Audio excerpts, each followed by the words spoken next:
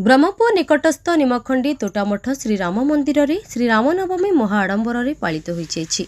मंदिरर पृष्ठपोषक Lingaraj Sahu Centurion university अध्यक्ष एवं तांका धर्मपत्नी ममता साहू पूजा कार्यक्रम में कर्ता भाव जोगदी पूजा कार्य संपादन करथिले।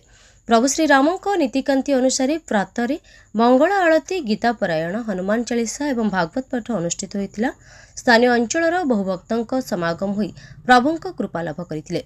उक्त उत्सव परिचालन में दुर्गा माधव सतपथी, जितेंद्र सतपथी, जयराम साहू समेत साहू परिवार समस्त सहयोग करथिले।